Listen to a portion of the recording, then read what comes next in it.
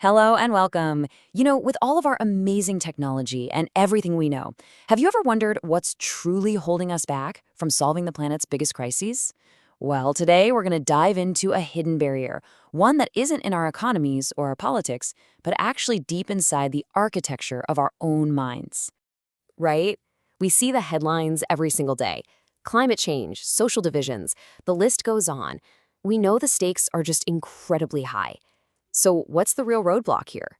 It's so easy to feel overwhelmed, but the answer we're exploring today is, believe it or not, surprisingly personal and a lot closer than we think. The material we're looking at suggests that this feeling of paralysis, it's not just coming from outside forces. It actually points to a powerful, almost invisible force inside of us, a kind of hidden architect that's designing our collective inaction from the inside out. And this architect has a name, the I thought. It's described as this quiet force that guides us, almost silently, towards choices that are convenient in the moment, but, totally unsustainable in the long run.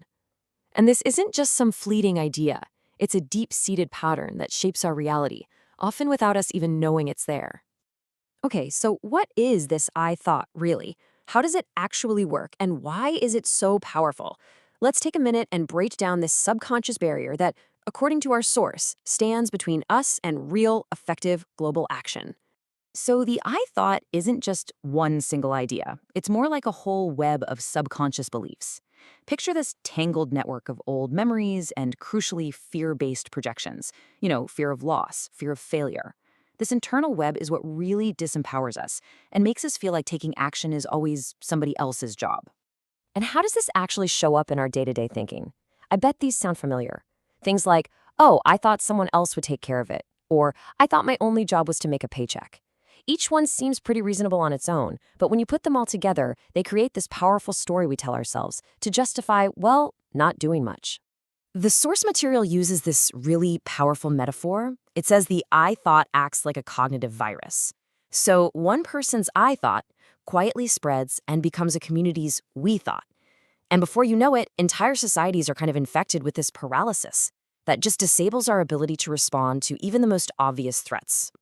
So why on earth is this pattern so sticky? Why is it so hard to shake?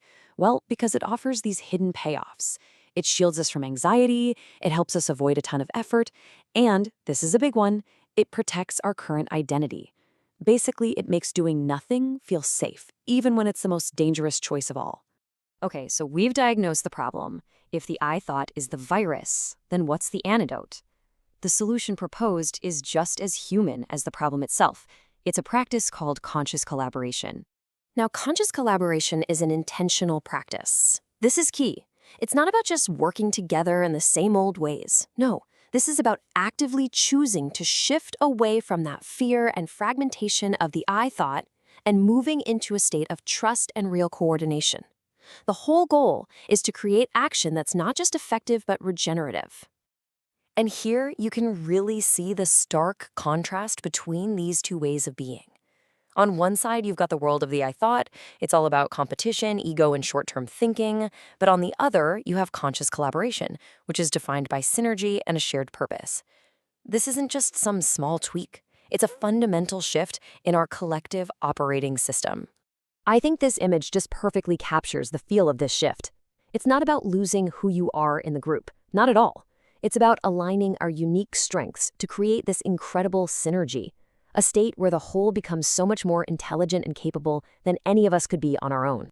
But, look, a change in mindset alone isn't enough to tackle global crises, right? I mean, how do you scale this feeling up from a small team to an entire civilization? You need infrastructure. You need a whole new kind of social and technical system that's built specifically to support this new way of working. You need an engine for synergy. And that engine is at the very core of a concept from our source, the Phoenix platform. The vision here is, well, it's ambitious. It's not just another app or piece of software. It's presented as a socio-technical ecosystem, a kind of scaffolding designed to support our conscious evolution as a species. Now, whenever we hear about these planetary-scale platforms, it's totally natural to be a little skeptical. And that's exactly why the source is so clear about what this is not. Phoenix is explicitly not some top-down centralized control system. Its entire purpose is to distribute agency, not to concentrate it. And here's the crucial point. The technology is just a means to an end. The real purpose here is ethical, it's relational, it's civilizational. Think of the tech as just the trellis. Our transformation and our ability to consciously collaborate, that's the vibrant life that grows on it. So, at the very heart of the Phoenix platform is something called the synergy engine. This is the core mechanism that's designed to fight back against all that fragmentation we talked about. It takes all our countless streams of scattered information and weaves them together into coherent, actionable, collective intelligence. It lets us act with the coordinated power of a swarm. So this synergy engine has 5 key functions. It helps groups make sense of really complex problems, get aligned on their goals, coordinate their actions, build trust, and, this is so important, continuously learn and evolve. Each one of these pieces is vital for turning fragmented ideas into real-world, impactful action. And this brings us right back to where we started. We began with the I thought, that pattern that breeds inaction. And that repeated inaction over time leads to this profound sense of helplessness. So now let's see how this new kind of infrastructure is designed to reverse that exact process. This is a really key insight. Learned helplessness? It isn't a personal weakness. It's a completely logical, predictable response to living in systems that are fragmented and that repeatedly fail to solve our biggest problems. We feel helpless because our systems are helpless. This table maps the problem directly to the proposed solution. For each toxic pattern of the I thought, Phoenix offers a specific countermeasure. So, for fear and distrust, you have an infrastructure for building trust, and something called AI mirror systems, tools to help us see our own blind spots. For isolation, you have the synergy engine, and for that feeling of helplessness, you have visible pathways for action, designed to restore our sense of collective power. So how do we actually actively unlearn this helplessness? Well, according to the source, it happens when people can finally see that their contributions matter, that large-scale coordination really is possible, that trust is a protected resource. When these conditions are met, that sense of agency and possibility can just naturally start to come back. Ultimately, this whole thing isn't about some finished product being handed down. It's an open invitation to courageously step out of the I thought and into a new role of co-stewardship, to join a living, breathing process of co-creating a future that works for all life. And really, that leaves us with the final question. We've explored this hidden barrier of the I thought and a potential path forward through conscious collaboration. The invitation to evolve our way of thinking, of relating, of acting, it's on the table.